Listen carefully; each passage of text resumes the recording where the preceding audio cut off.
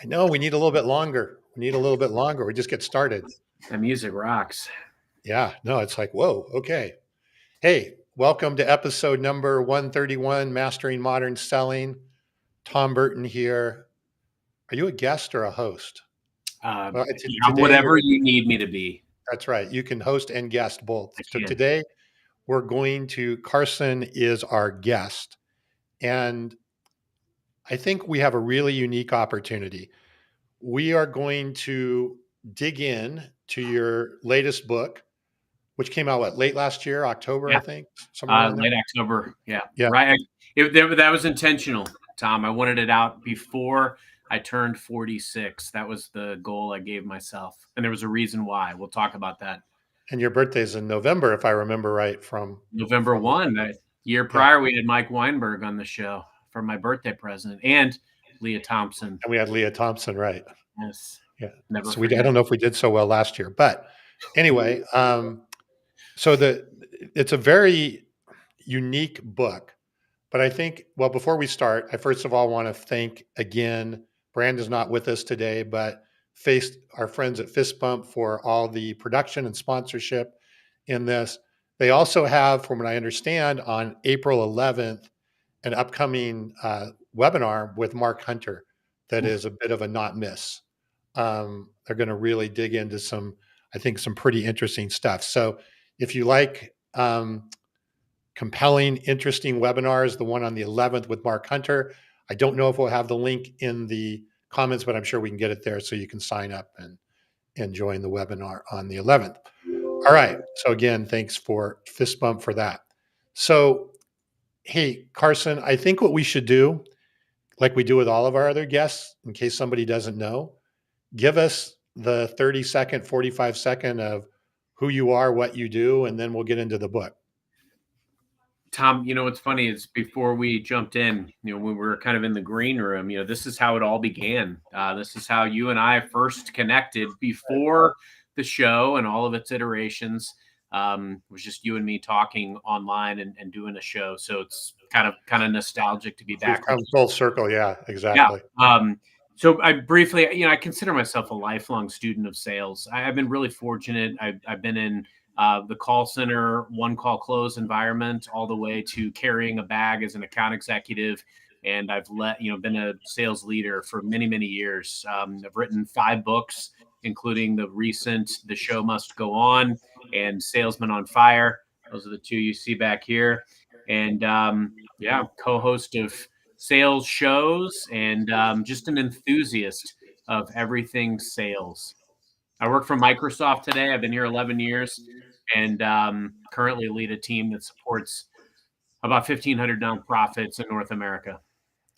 And you're the co-host of the biggest and best modern selling podcast and show, if I'm not mistaken. Better believe it, and proud of it.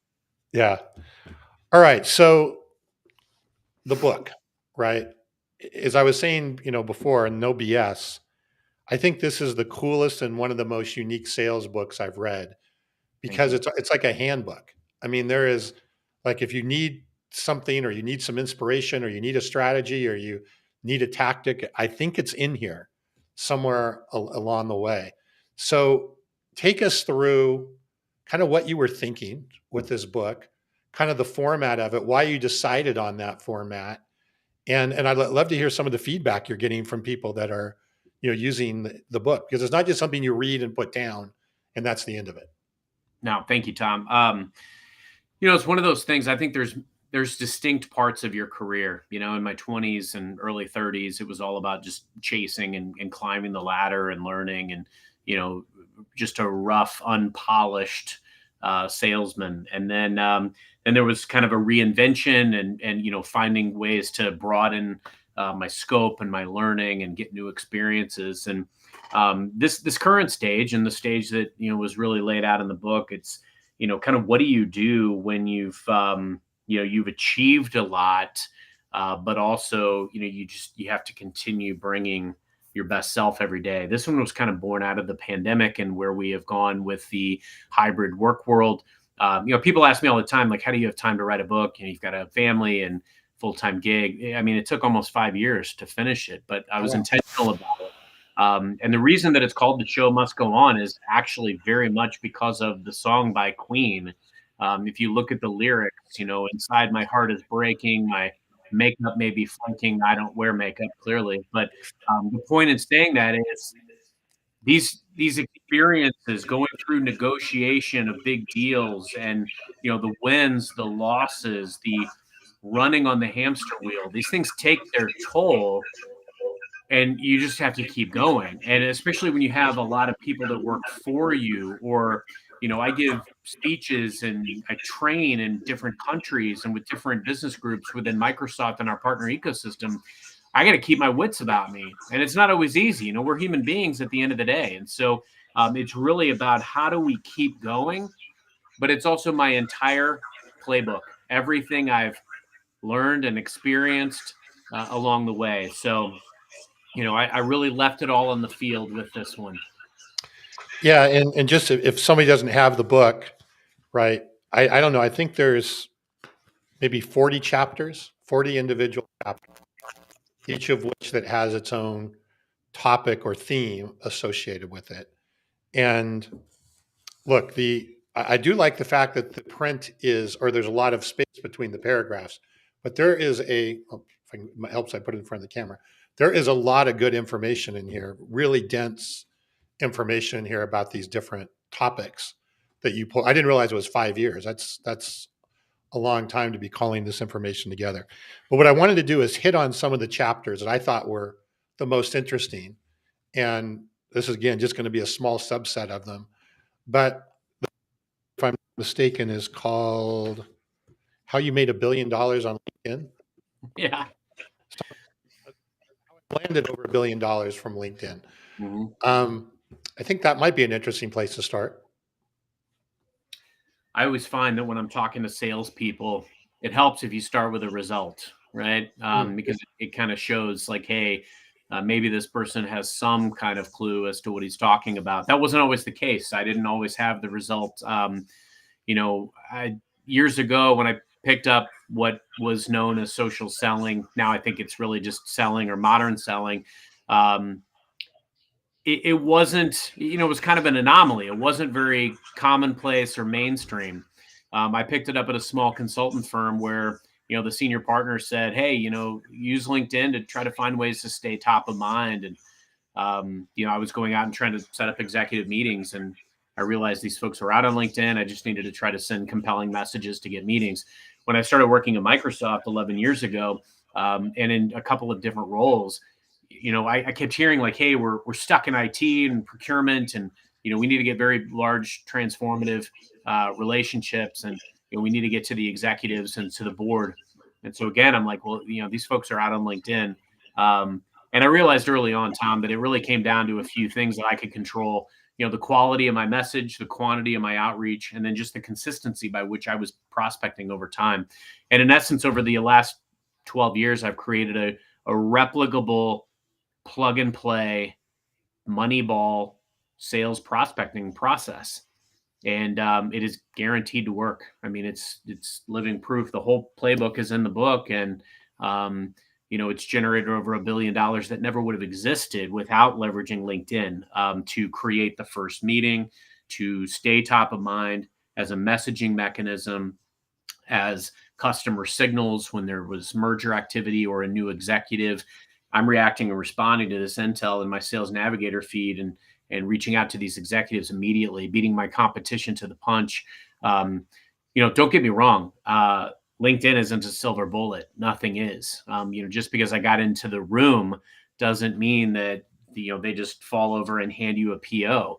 But what does happen is if you can get in the room and then you can uncover what is the unique value that I can bring this person and my company can bring this person. That's how you create transformative relationships that beget large deals. I will sum up by saying as well, one of the biggest things that you're going to have to do is figure out that unique value differentiator. I like to say, like, my organization has cloud, right? We have cloud solutions. A lot of our customers, they can buy cloud from anywhere, but they're not going to get me anywhere. They're not going to get my team anywhere. And there are very strategic relationships and resources that we can bring to bear. Sometimes the biggest value that I can bring these folks is I've been here so long that I have great relationships that I can leverage for the greater good of my customers. And that is works phenomenally in a meeting. That's actually why I came to this business unit, is to do what I love doing, but to be a tiny cog in the wheel for the greater good. So the reason that it's called that, that's the chapter, is it's the impetus for why that was a part of my process, how it became part of my process, but it wasn't all sunshine and rainbows. My first year as an account executive, I had a manager that actually tried to get rid of me because the process was just gaining momentum. And I didn't hit my number the first year. And I could tell you a couple of reasons why. It's in the book. It's irrelevant here and now. The bottom line is I didn't hit the number and I was under the gun. But I committed to this process and I won every award there was, gotten multiple promotions, and I have everything I've ever chased because of it. So is it safe to say, certainly LinkedIn's no silver bullet, right, or magic solution, but is it safe to say that LinkedIn is kind of and continues to be the heart and soul of a lot of your strategy and the success and the things that are outlined in the book? Tom, Without last week I was in Seattle and I was sitting in the LinkedIn lounge and they interviewed me about how I had leveraged LinkedIn, but also how I was leveraging it today. I mean, I've opened up over 100 new executive relationships over the last year, just using LinkedIn. And, I'm even being asked by business development teams of customers that I serve to train them on how I do it. I mean, that's another element of the unique value that I can bring an organization that you're not going to get if you just go with my competition. So it's still the cornerstone. It's still a foundational component because it's such a phenomenal way of connecting with people that I never would have talked to otherwise. Now, once you get the connection is key, but you got to get the connection first. And that's what LinkedIn is so amazing at. I mean, it's like the largest convention or coffee shop in the world. And it's what you make of it. Yeah, and obviously, if Brandon was here, right? That's exactly what he does with Fist Bump, is help these executives get comfortable, maybe, and competent with LinkedIn, right? I think there's two parts to it. It's being comfortable, but also how do you use it in a competent and confident way Yes. to start again building those relationships. So, all right. So I think then if that's kind of the foundation, let's move on to another chapter here. Again, one that was intriguing to me: how unemployment began my personal brand story. I think this was maybe the 10th or 11th chapter in the book. I lost my job in 2010. I lost it again in 2012.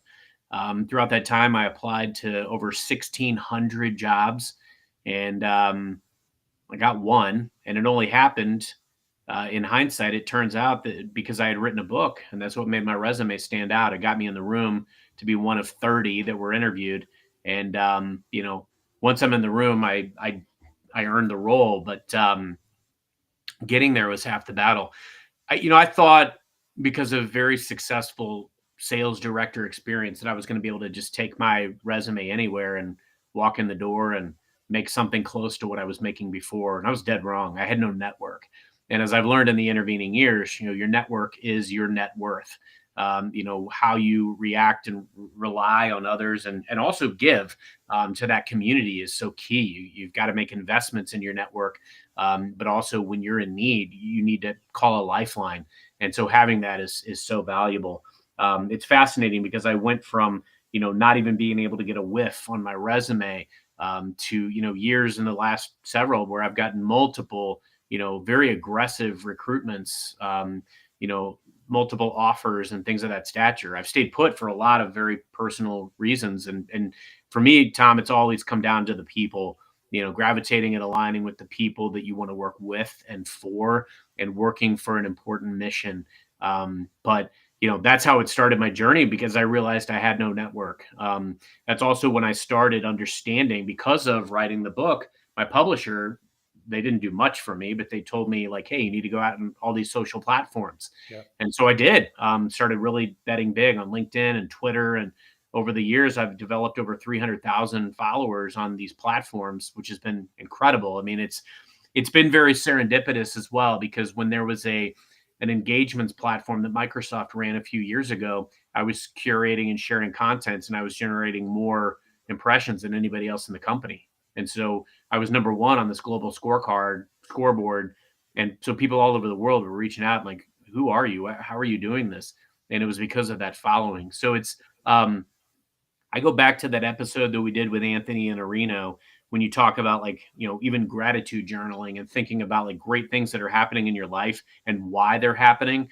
There's a lot of things that are happening in my life today that I can point back to stuff that I did 10 years ago. And that's pretty impactful and powerful. I'm not going to give you like one sweeping statement of, hey, go out and do all of these things today, because it can be very overwhelming. But be intentional about how you go out and create relationships, your reputation and your brand, and where you're investing from that perspective. And then also the people in your sphere.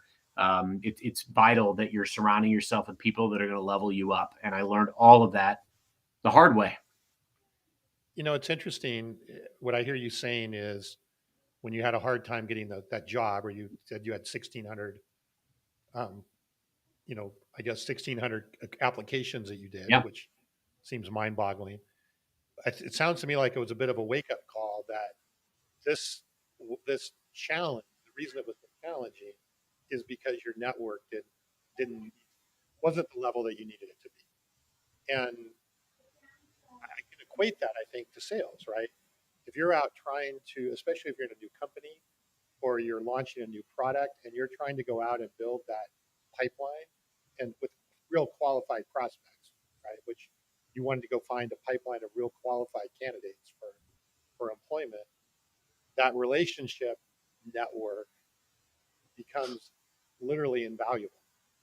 But it seems like that was a bit of your wake up call, if I'm hearing you correctly. Yeah. I mean, you can do what's easy and what a lot of people are doing, which is apply to a job or rely on the same old relationships with people that may not be buying or have the juice to do something. It's easy for a reason. And, when you apply to a job, as an example, you may be one of 1,000 people applying to that job. And that's why hiring managers will hire somebody that's referred to them or someone that they know, because the risk to them is low. I go back to the episode that we did with Matt Dixon and talking about the jolt effect. And it's all about risk. I may have performed very well at the 1,600 jobs that I applied to, but they don't know that. Yeah. And so a lot of times they'll go with somebody in the industry or already in the organization, somebody that they perceive is going to perform well because of experience, track record, et cetera. And when you don't have that, you have to rely on relationships and reputation. Every move I've ever made has been because of relationships and reputation. And frankly, to your point, Tom, that's what sales is all about, is we have to de-risk the decision that an organization is making as well to bet on us. And there's ways that we can do that. But you've got to realize, like, going at a sale or a deal, trying to go toe to toe with your competition's strength is not the way to do it. You can rarely go toe to toe on your competition's strength, especially if you're trying to unseat an incumbent. If somebody's already doing business with Yeah. somebody and you're trying to go toe to toe on their strength, you will lose. Yeah. And if you can go and determine what the organization doesn't like about that experience, and you can find ways to augment that, complement that, replace that, reprieve that, that's where you're going to have your best bet. And so it's a mindset shift, whether it's yourself, your reputation, your career, or selling. So, it's an interesting, you brought up Matt Dixon. I don't want to go down another rabbit hole or we'll not get through any of these chapters, but his premise, right, in the book is fear of messing up, right? Yes. And and we see this, I think now more than ever. I think the concept in that book is more relevant than ever.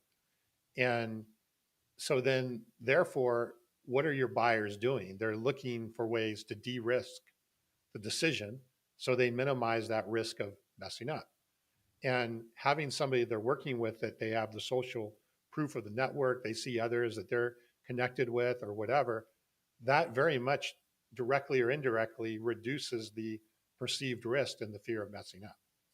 And I hadn't really thought about it directly like that, but anything that you can do, right, when you're trying to handle that fear of messing up, it's not always just explaining to them why they should not have that fear. It's letting them do their due diligence in a way that it inherently lessens that fear of messing up along the way. I think Which, sometimes we run into the wall and we try to run at it the same way again. So many sellers, Tom, go to their prospect or their client and they just try to reiterate value like five different ways. And don't get me wrong, I mean, I was one of them several years ago on, cold calls and trying to get one call closes. And the fear of missing out, it's not like it can't work. Or these time bound offers that we put out there and then we try to pull the rug. I mean, these things can work, but it's a false positive. The real reality is the perceived risk that your prospect has. And if you can find a creative way to, first off, understand what that risk looks like to them, often it could be not wanting to make the decision that puts them on a negative path and gets that person fired. It could also be just finding ways to like share the risk. It could be the change management piece. Like, how can I come in and be a part of the post sale? Because so often a sales team or a seller sells something and then they're gone. mhm, And I mean, sellers get reputations for that, where customers will say, like, hey, you send your A team in to win the deal, and then the B yeah, team comes in and we're left high and dry, and that's why projects fail. It's, yeah, we have to think holistically about what is the client's risk. And if we meet them where they are and we de-risk that decision, the probability that they go with us goes up. We can't control everything, but we can right, control that. right. But it goes way up. Going back to the money ball probabilities, right? All we're trying to do is increase the our probability of at least being in the game. That's So, what it all comes down to. all right. Next chapter I wanted to hit on. This is starting on page 140. Yeah. What is your superpower? And we've had Christy Jones on a few different times. Um, really emphasizes the importance of superpower. Tell us a little bit about that chapter, kind of what you were thinking, and what did you see as your superpower in all of this? I want to say hi to Dominique. Thanks for the comment there. Superpowers, amazing concept. And there's some of these things that I don't know that I had a name for earlier on in my career, but you develop kind of a name for them and you bandy around the term. You hear this a lot more these days, I think. But when I think about superpowers, Tom, I think not only about, hey, what are my unique strengths? What are the things that I can bring to the table that are going to uniquely benefit my customer, my colleagues, and my leadership? For me personally, I learned very early on, especially in my time at Microsoft, that I was a connector. I was a community builder, whether that was with colleagues, sharing best practices, or going in and finding ways to get my customer connected with executives, with other leaders, with other people in their industry, trying to do things that would have value behind them, making deposits in that well of value investment with those relationships, because those things pay dividends. Those are those unique things that you can do that others don't. Again, look for the things that other people don't do that you can expound upon. I remember when I talked to my customers when I first started out as an account executive, I'd hear how unresponsive my predecessors were, or how, they only showed up when they were trying to sell something, and that they were already, in some cases, paying my company a lot of money, and they didn't feel like they were getting any value out of that. We only showed up when we wanted to collect. And so I just tried to be the exact opposite of that. I took very seriously the investment they were making. I brought resources to bear that they were already entitled to, that nobody was telling them about. And I earned my way to the table because they knew I was advocating for them. And so that being, doing those things and being an orchestrator, and really listening, those things were my superpowers. I don't know that you get the same feedback from my wife and kids. I try to listen as best I can here at home, but don't always succeed. But the other thing, Tom, that I think is important is that you also need to uncover the superpowers and the passions of the people you work for and with.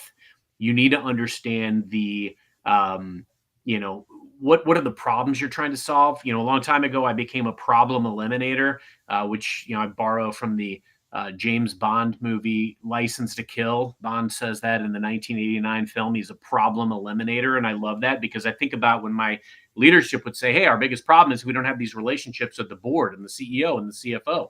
I went out and I got those relationships, figured out a templatized approach to do it successfully every time. And then I trained it and replicated it all over the world. But on the flip side of that, what are my superpowers of my colleagues? How do I amplify what they're doing? How do I put my team in a position to win? Because guess what, Tom? If you elevate everybody else around you, you win too. I would figure out the things that got my teammates paid. I would figure out like the strategic levers that mattered, and then I would be super transparent with my customers who also wanted to win. When we were working big deals, they had things they cared about, and I understood what mattered to them and what they were strong at. And I, was very transparent and communicative with them so that they knew what they were getting out of this deal, and they understood what mattered to me and to my team and to my company. So superpowers are everything because everybody comes to the table with very unique differentiators that make them special. And if we spend time uncovering what those are and we help others win, we win too. I've become far better as a seller, a leader, a human, since I focused a lot more on other people as opposed to myself. Yes, I was a 20 plus year old gunslinger, lone wolf, been there, done that. I was successful, but I've unlocked a lot more success by being a team player, an orchestrator, a collaborator, a quarterback. I could hear it's going through my head as you're talking, and I'm sure it's going through our listeners' heads as well, right? Maybe not all of us are great orchestrators or community builders, but we all have, and Christy really nails this on what she talks about. We all have something or some things that are unique in what we do that make us special, right? In whatever it is that we're doing. And I believe that if you can identify that specialness, that superpower, regardless of your ability to build relationships, or are you an introvert or an extrovert or whatever those things, if you can spotlight that superpower, you will inherently build relationships because it's like law of attraction, right? People are attracted to the superpower that you're spotlighting and exploiting along the way. So I think there's a real, it's really thinking through, to your point, right? The superpower, and it's maybe again different superpowers, or at least derivatives of it, with different audiences or different constituents in your world that you're dealing with that are there. But really knowing those and having that confidence and understanding, I think will inherently build those relationships and start to build that community. Hopefully that makes sense. Yeah, I mean, if you're smart, you'll surround yourself, what I now call my sphere. You'll surround yourself with people that are going to up level you, fill gaps that maybe you have in your process. I know who to call in just about every situation, and that's often the greatest value that I can bring a customer. I am not overly technically savvy. I'm just an old sales guy that was in telecommunications, advertising, retail. I bounced around, but what I've learned through all that was the greatest value that I can bring is knowing is being responsive, being communicative, being transparent, but knowing who and what to do in every situation. And you learn a lot of that by doing. The beauty is somebody out there has probably done what you're looking to do. And so finding these people out there that can up level you, that have superpowers that maybe you don't or you want to develop, that can be huge. Game changer. Yep. All right, let's move ahead to page 163. I think that's a few chapters ahead. And the title of this chapter is Who's in Your Head? So tell us about that one. I remember when this one came up. It's funny, Tom, and I talk to a lot of people that say like, hey, I'd love to write a book. And I just tell them like, just write. Like, I think sometimes we get in our own way and, we stop for whatever reasons. But, the key element is like, for me, I just write and then I worry about the rest later. I wrote a lot of these as blog posts or articles and things of that stature. And then, eventually I just made an outline and put it all in there. My goal was to be very comprehensive and thorough and to think of every topic I could. And I remember distinctly the day that this one came to me. I was on vacation and I was playing basketball with my family, mostly, just shooting around. And, I remembered because I was playing quite well and I played very well in high school from a basketball standpoint. Had a year where I scored 20 a game. And, I may be, only 6'1", but I can hit from anywhere on the court. So I enjoyed the game. But I remember getting cut from my freshman basketball team. And I was small and scrawny when I got to high school, right? So, and I had actually skipped a grade in grade school. So I was a year behind, like developmentally, from everybody else on my team. And but in the moment, it doesn't matter. You're a kid, you get cut, you hate it. And my coach at the time said I had a low percentage shot. Well, I mean, I hit about 50%, unfortunately, from everywhere, even the free throw line at times. So I had to work on my free throw game like Shaquille O'Neal. But it stung, and it's like, so what's in your head? Who's in your head?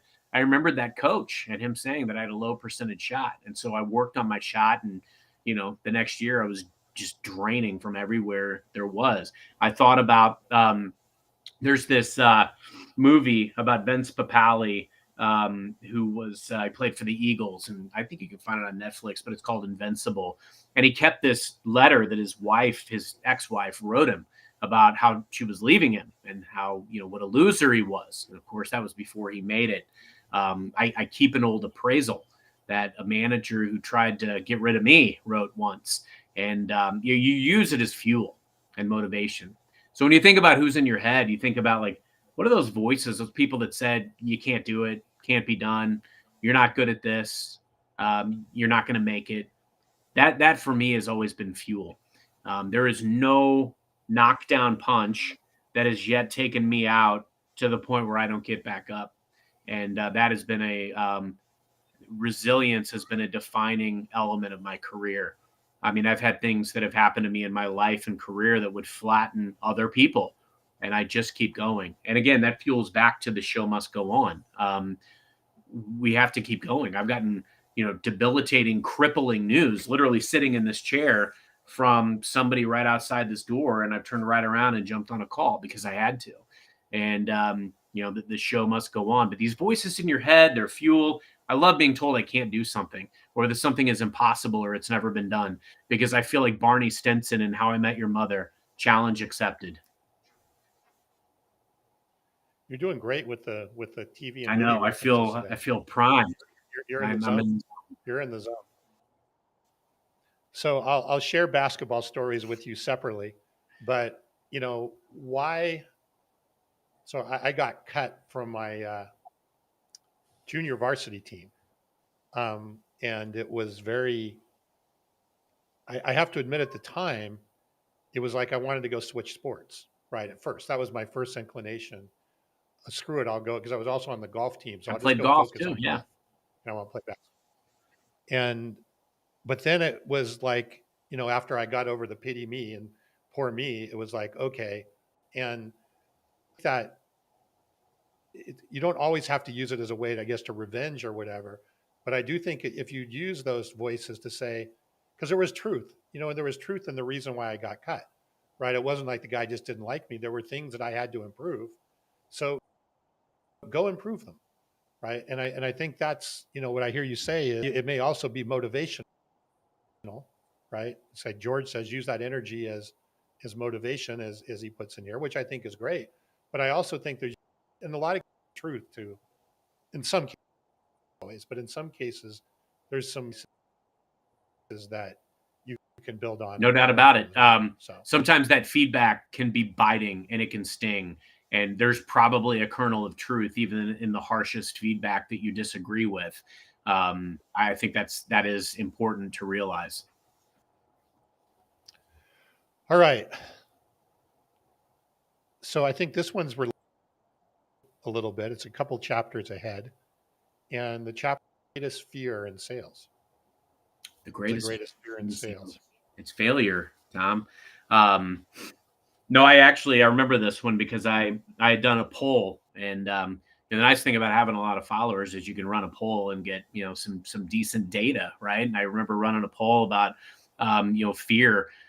And there's a lot of fears that people have, but a lot of it boils down to failing. It's rejection, it's being told no, it's getting fired, losing their job, but it's failure of some sort.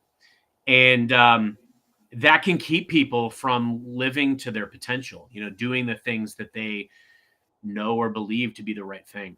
And that's the biggest challenge. I feel very fortunate to be at this stage in my life and career where I don't operate with a lot of fear, because I've achieved pretty much everything that I've set out to achieve, and I know the right process.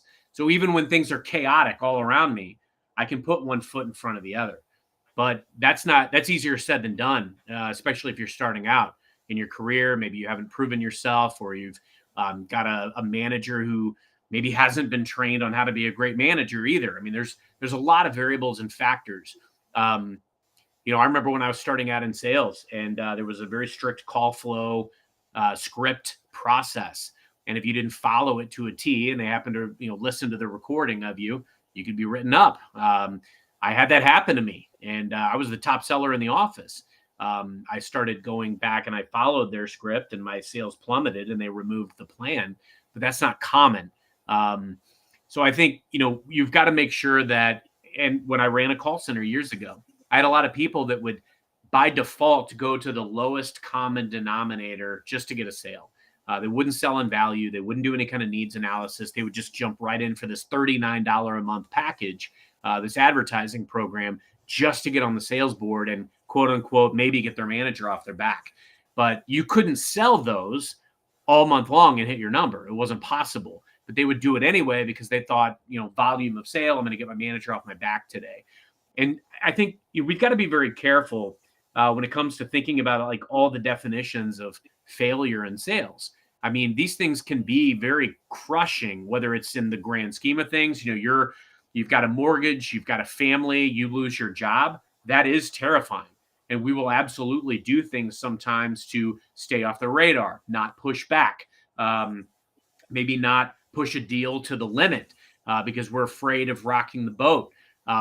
Doing challenger sale types of questions with an executive, or some of the things that I've talked about on this show. Sometimes people don't do those things because they're afraid of being rejected, rocking the boat, losing a deal.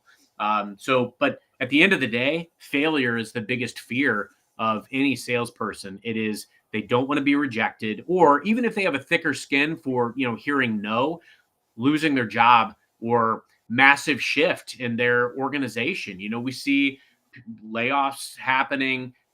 We see reorganizations happening in business today. And all of those things can cause and instill a lot of fear and anxiety. Well, let's face it, right?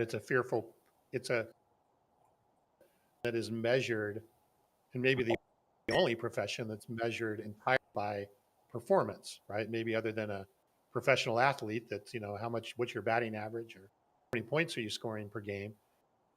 But other roles in businesses are not judged black and white way, right? Bad day at the office, but you can maybe, it's not life changing in terms.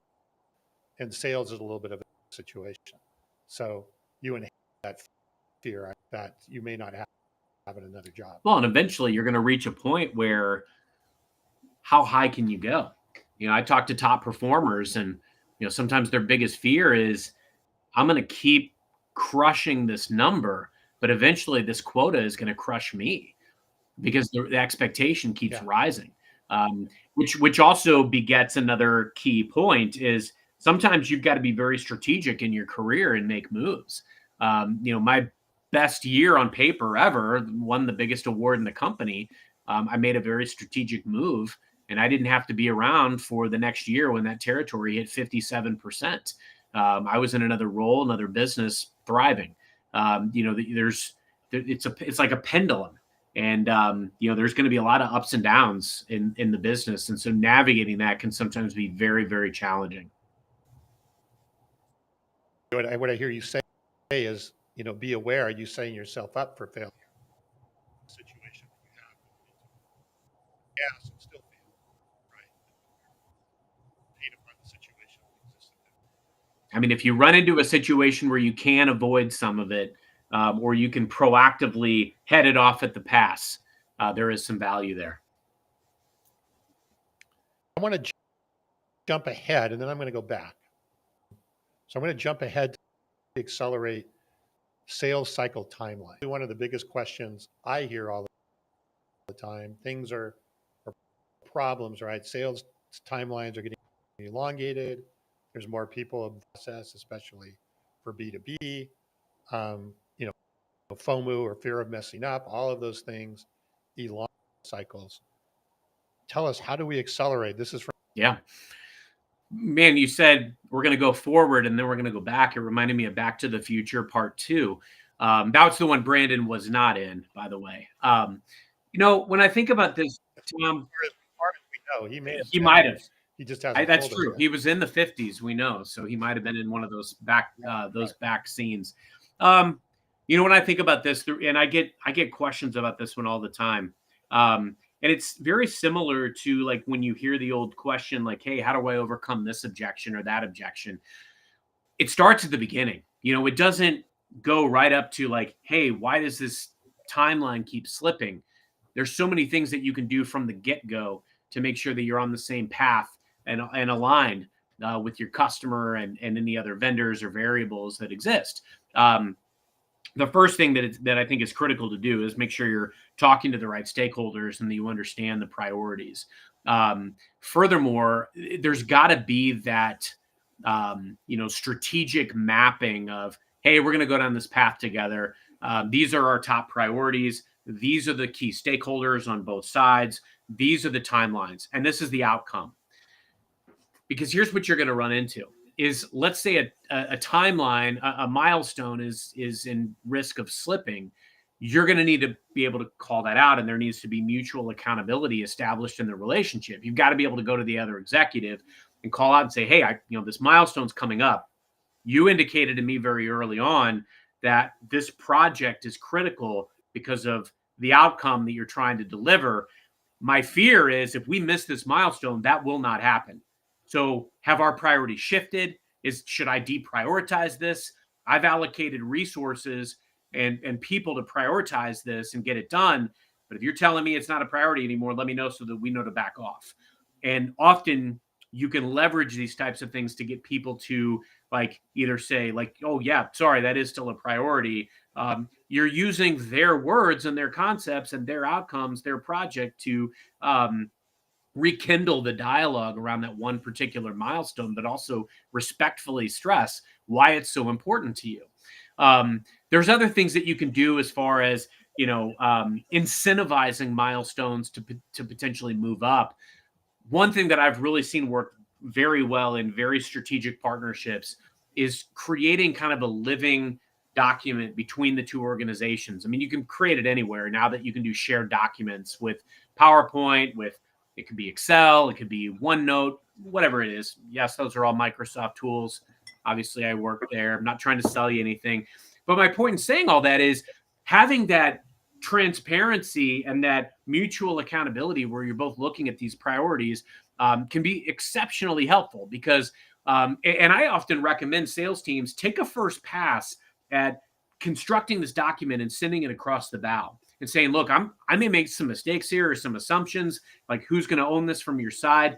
But the reason for doing this is, we talked about, maybe 20 projects. We obviously, we've got a lot going on, but when we meet weekly or bi-weekly or whatever it is, let's go through this and keep each other honest. Are there things that are moving? Are there things that we need to prioritize or deprioritize? Are there things that are falling behind or that are at risk? Because we've agreed going into this that this is a priority for you because of this. This is a priority for us because of this.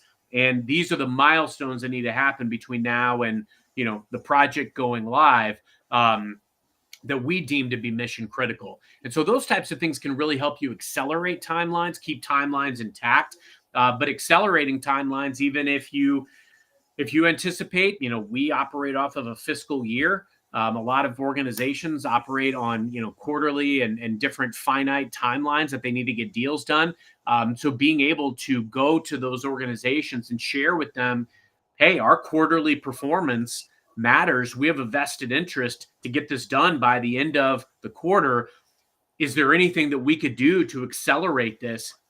At the end of the day, Tom, you want to earn the right to be the trusted advisor. And if you give them the peek behind the curtain and you instill in them the trust of what matters to your organization, if I can tell them, hey, my company cares about getting this done this quarter, we might be able to unlock some additional resources, or discounting, or funding, or people, or whatever it is. What would be tangibly meaningful to you? Those things can accelerate timelines. So nothing is foolproof. Nothing is guaranteed to work every time. But if you have a strong foundation, you have a good rapport and relationship, you have mutual accountability, you have people operating with all of the information, and you can be very candid with your customer, those types of things help you immensely. So there's a lot there, but a couple things that jump out. One is engineer into your sales process the velocity, right? So don't let it just be happenstance and hope, right, that it's going to happen. Engineer that into the process right from the beginning. And I think related to that, your second point was, having that list, right, or that document that outlined the milestones. I think that's, people do discovery calls and all of that. I think early on, taking that discovery call data or the first couple call information, and I do think that putting it in writing creates a different impact than just verbally saying it. I mean, we all talk a lot, and things go in one ear and out the other. But when you put it in writing and they see it in front of them, they're forced to look at those things on paper. If something jumps out, whoa, that's not what I meant, or Right. whatever, you get that early, right? You at least get that data early along the way. Um, the second thing, and this goes to the question here from Duraj, right? He's saying how to create urgency for purchase in customer mind. Obviously, when you can find an impending event in the organization, right? That's, hey, maybe there's a deadline or they're going to get an audit. I sold for a company for many years where they would get audits, and if they didn't, and that audit was coming, and if they didn't get their shit together, they weren't going to pass the audit. So there was a clear impending event. But in a lot of cases, there is not an impending event that forces that decision. But I think what you were saying is, hey, if I can at least attempt to create an impending event, even if it's my own impending event, a lot of times people will rally around that as an impending event and they'll try and get it done. But other impending events can be their contract with a incumbent or a competitor is up, they're going on vacation, right? I mean, there's a million things that could be identified as an impending event that will either create the urgency to get it done or at least help you qualify as could it get done by that time frame. Make your customer a hero. I remember an executive that I met on LinkedIn and got into his office before the competition because I met him on LinkedIn, and I didn't approach him trying to sell him anything. He was moving to town, and I offered to give him, feedback on places to look for schools for his kid, and places to live, and offered to outline our relationship with their company up to that point. I beat the competition into the office, and whereas they had 6 siloed businesses, of which we were in one of them, within a year we were in all 6. But the key element was seek to have a relationship with a customer executive where you understand and know what looks like a win to each other. You care about making them look good. You arm them with what they need to win when they present to the board, or to their CEO, or whatever it is. Like, those types of things go a long way. And then they're going to care a lot more about your milestones too. There's always a compelling event to be had. You just got to figure out what it is You and go got out to and find create it. it, and to make it that there's an agreement there is that impending event, right? Because if you have an impending event, but they don't agree that's an impending event for them, then it doesn't exist. So we want to get that agreement around that, and that creates the urgency, at least to make a decision or to get to that point of, or if, like I said, if it's a qualification tool, because then you may find out, are they really serious or not Right. about what it is that's happening here. All right, I think we have time for one more. Um, like I said, I'm going to go back to the future to page 197, which is the daily sales non-negotiables. And maybe that's a good one to end off with here. What are the things that you just have to be doing day in and day out regardless. I think about Jeb Blunt's, like sacred power hour of prospecting. I think about, when and how I come up with my non-negotiables.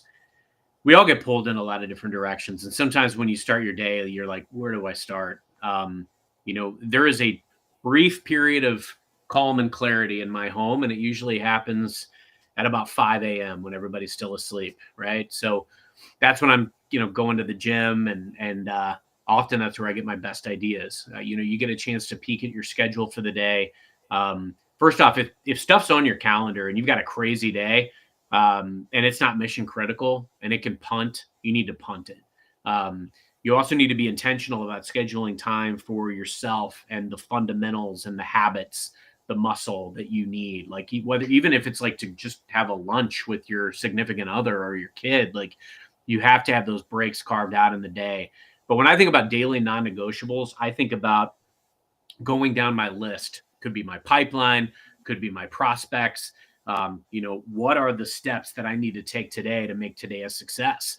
And that could be looking at my top deal, because I got to tell you, if you've got a deal that you're trying to land, sometimes it will take every single second possible that thing can take in order to get it done. I mean, I've gone to the absolute bell in order to get a deal in, and it took literally the entire year to get it done.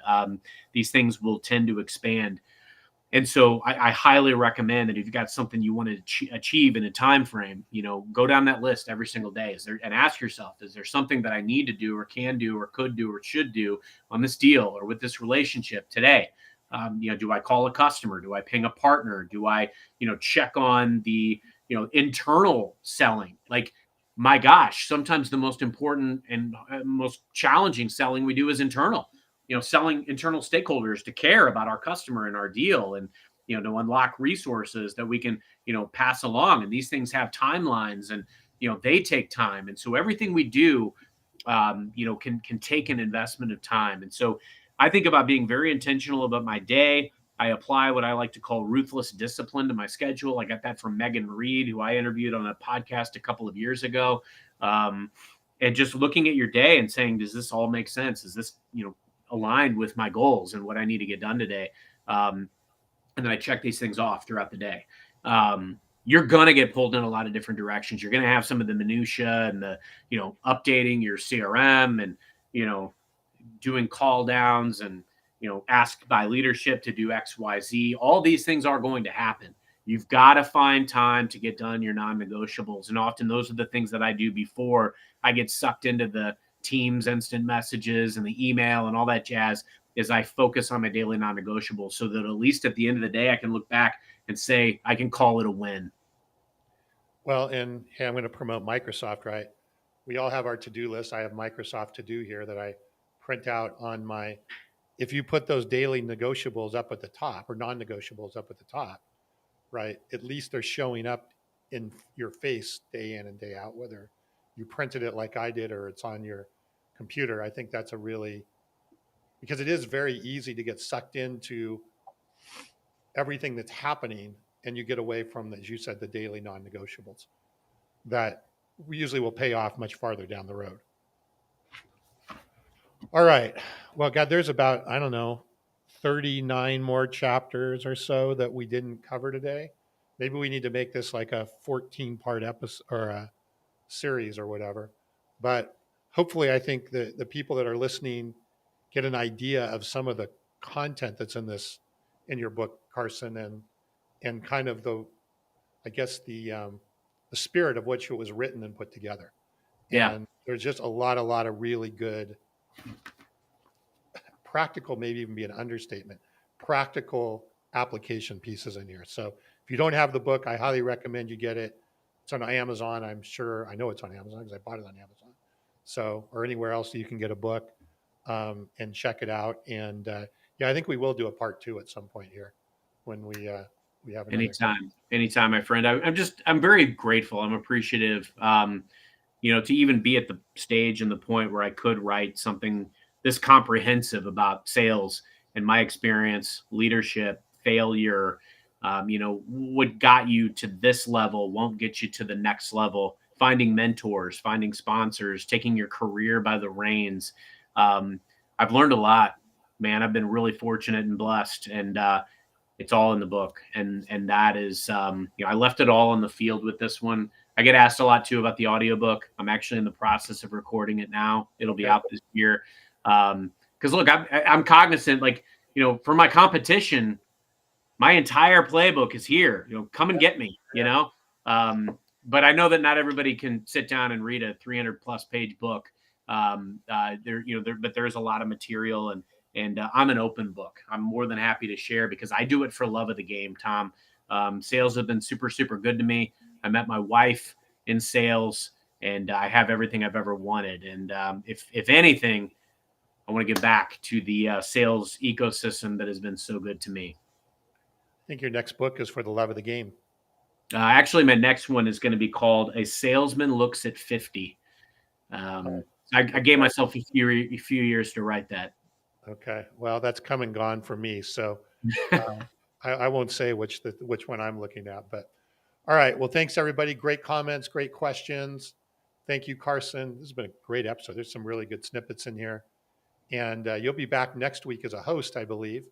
And I'm pretty sure we have a guest, but I'm not sure who. But I think we'll all be back as hosts next week. So Can't wait. you for being our guest. Always, Tom. I'm going to let you close it out as a co-host, though. All right, Tom, thanks, man. And thanks to everybody for joining. And Jennifer, good to see you as always. George, Dominique, thanks for being on. Daraj. Until next time, happy modern selling. Thanks, everyone.